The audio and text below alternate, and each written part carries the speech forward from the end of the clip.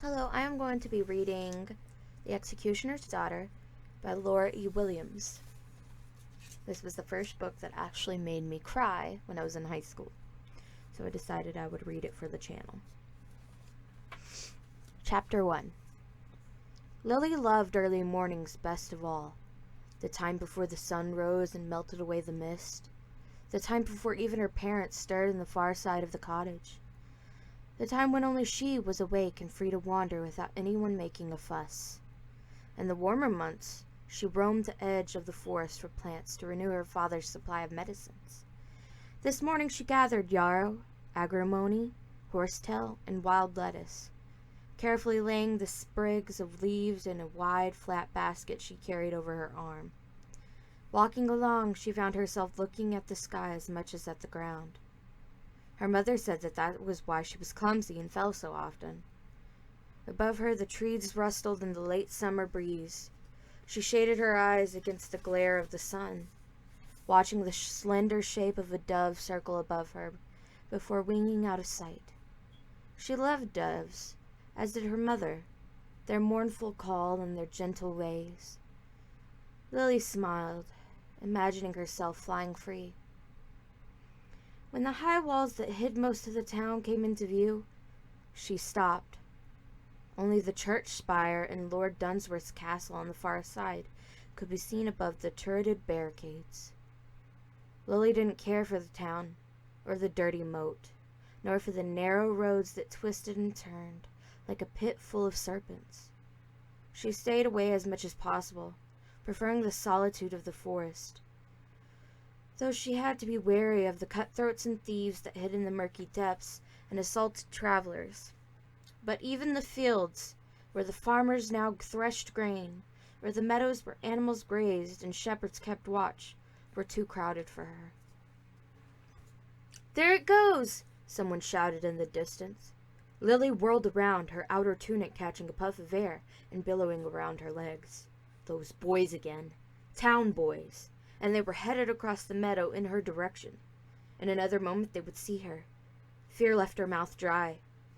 Lily took a giant step towards the bushes, nearly tripping over her skirts, looking for a place to hide. Without time for thought, she flung herself into a thicket of brambles. She winced as she laid on a sharp stone. Thorns scratched her face, but at least she was hidden, and just in time, too. A rabbit raced by, the boys not far behind. The animal dodged left and right and suddenly disappeared. The boys nearly fell over each other, stopping so suddenly. They stood in a gasping huddle right next to her hiding place. Lily barely dared to breathe. "It got away," one of the boys said, still trying to catch his breath. "It can't have gone far," the smallest one said. "I jabbed it good, right in the leg." A third boy laughed. "I'm sure you missed it, John. You're always thinking you've killed the rabbit or cornered the pheasant, but you never catch a thing." All the boys laughed now. The littlest one stomped his foot. "You'll see, sodheads. I'll get that rabbit and have it for supper, too." "Enough," one of the older boys said. "This isn't fun anymore. Leave it and let's find something else to do." "But I stuck it good, and now someone else is going to get the rabbit," the one named John protested. The boys looked about. Lily didn't move, not even to brush aside a spider crawling up her arm. "Come away," the first boy said, throwing down his stick. The others did the same, all except John. "There's no one here to find your skinny rabbit." The smallest boy blinked back tears and glanced around, staring a moment too long at the thicket. Lily felt like he was looking straight at her, but then he turned away. "Let's go find Maggie and Eunice," the tallest boy said. "But I thought you wanted to play with me." "What do you want girls for?" John asked, twisting his stick between his small hands. "They make good targets," Tom said with a grin. "Come with us if you like, if you can keep up." The boys laughed and trotted off towards the gates of the town. After one last look into the thicket, John gave up on his rabbit and ran after his friends. Lily waited till they were out of sight before she moved. Better they should pick on Maggie and Eunice than a poor rabbit, she thought, as she pushed her way out of the brambles and undergrowth. She brushed dirt from her palms and plucked some thorns and twigs from her tunic before she retrieved her basket of herbs. She picked up the deserted sticks the boys had sharpened roughly on stones, cracked them in half over her knee, and tossed them aside. With her basket over her arm, she bent down and looked closely at the grass, peering this way and that until she found what she was looking for. With her first finger, she dabbed at the blood on one of the leaves. The little boy had stuck the rabbit after all. Slowly, carefully, she followed the scattered red trail to a mound of brush, not 10 lengths away. Quivering behind a barricade of dead branches, a small brown rabbit twitched its nose at Lily as she got down on her knees and reached forward. She grabbed the animal by the scruff. The rabbit kicked feebly and then went still. Lily cradled the injured animal. "I'll make you well," she crooned. "Don't worry about those evil boys. I won't let them harm you again." "That's my rabbit," a sharp voice called behind her. Lily turned. John, the youngest, stood there, feet wide, pointed stick gripping in both hands. He jabbed it towards Lily as if she were an animal to be tamed. Lily dodged out of the way. Fear tightened her throat and her voice sounded squeaky. "I thought you went with the others." "I tricked you," the boy said. He kept his gaze lowered to the tips of her shoes. "Now give it over, 'tis mine." Lily shook her head. "You left it here to die, and I found it. 'Tis mine now." She glanced around nervously, wondering if the other boys were far behind, but she didn't see them. One small boy couldn't hurt her, not the way a crowd of them could, like the last time they cornered her. The boy's tousled brown hair stuck out at odd angles, and his leggings were held up by a rope tied around his waist. And though he scowled at her feet, his dirt-streaked face puckering about his brown like an old man's, Lily saw the tremble of his lower lip. She clutched the rabbit closer and lowered her voice to a raspy growl. "Do you know who I am?" The boy's eyes flickered up at her, but he tried to set his quivering lips firmly. "You're Lily White as bones," he finally managed. "Gallows girl. You're the executioner's daughter. But," he took a deep breath, "but I'm not afraid of you." "Foolish boy!" Lily stared at him hard, till she thought her eyes might have crossed, giving her a truly evil glare. He took a step back, holding the stick in front of him. "You should be afraid of me," she went on. "If I ever catch you again." She let her voice trail off menacingly, waiting for the waif to run away crying, but he only took another step backward and said, "I want my rabbit. I've got to show Tom and the others, show them I really did stick the rabbit like I said. They'll never believe me." "I'll not give it over," Lily rasped louder. John's eyes filled with tears. Forgetting to give him an evil eye, Lily snorted with disgust. "Do boys always cry so much?" she demanded in her usual voice. She tried to ignore the pinch of pity she felt for him as he blinked back tears. He was a town boy, same as the others, cruel and heedless. How many times have children just like him brought tears to her own eyes? But no more. Her tears had only meant harsher taunts. So she had learned not to cry. Never to cry. The boy hastily wiped the back of his hands across his eyes. "I'm not crying. This dust is all. Now give me my rabbit." "Nay, you'll not have it," Lily said. With that, she turned and ran as fast as she could, cradling the rabbit in her arms. She took a shortcut through the forest, dodging trees and leaping over fallen branches. Her basket bounced on her arm, scattering the contents as she raced on. Lily glanced over her shoulder twice. First time to see the boy trailing behind her, the second not to see him at all. She turned abruptly north, away from the direction of the town gates, and followed a path she made from her frequent walks in the forest. At last she slowed her steps, catching her breath and taking a look at the rabbit in her arms. It lay limp, blood staining its hind leg, but Lily felt the delicate thrumming of its heart beneath her hands. There was hope yet. At last she reached the small cottage she shared with her father and mother outside the town walls.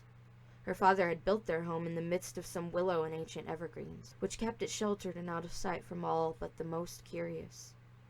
The wattle and daub walls were sturdy, and the thatch roof overhung the sides all around to better shed the rain.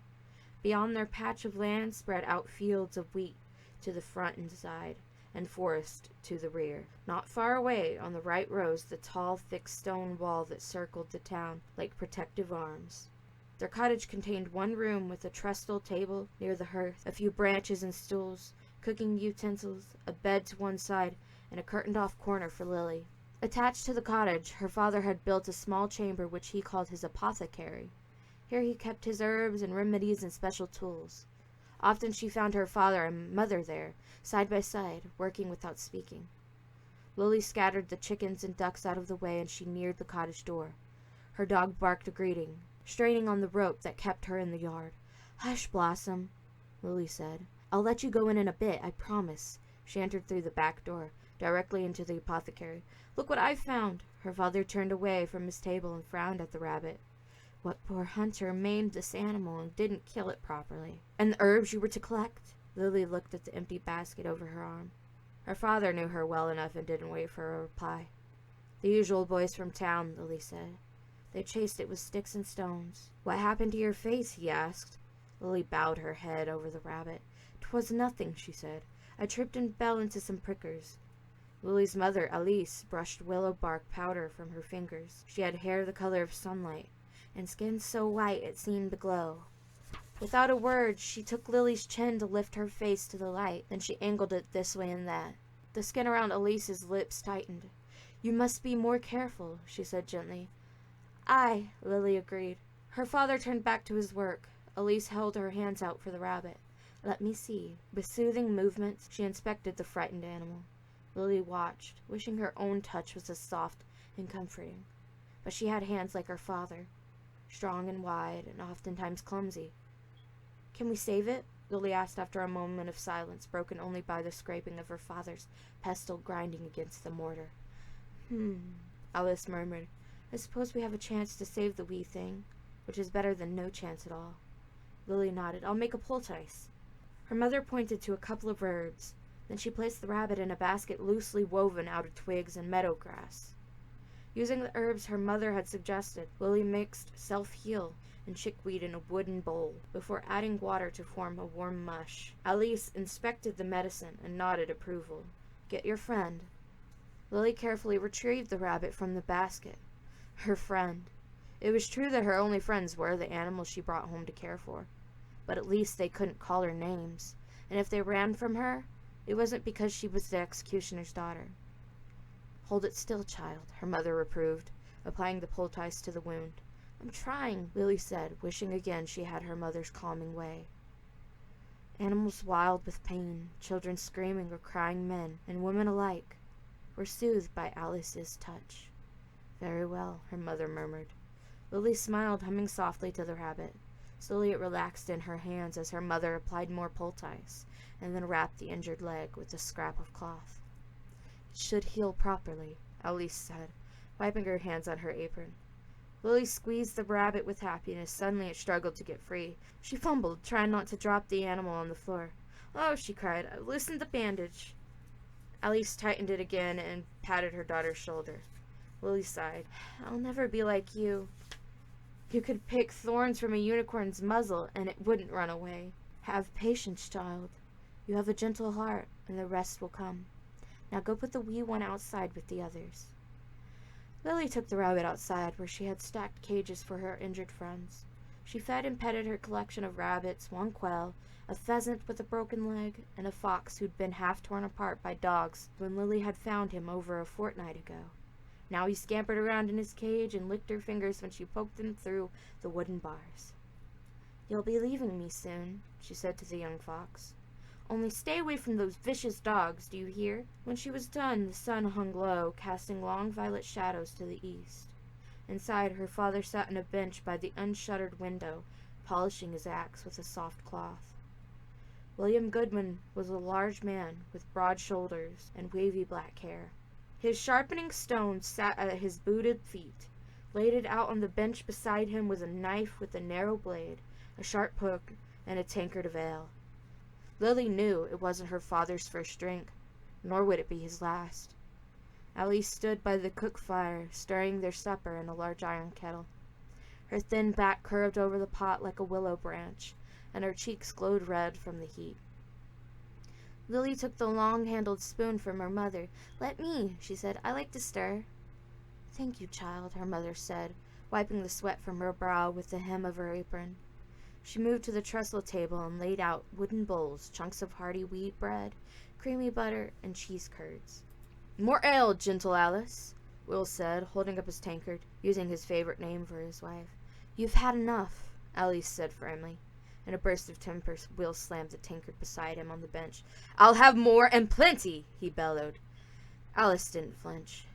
You won't be fit for the evening chores.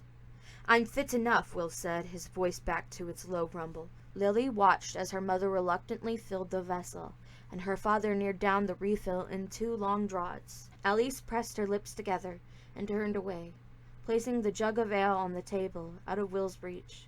But Lily knew that wouldn't stop her father from finishing the jug, and likely refilling it a time or 2 more from the keg before he fell into bed and snored the nights through.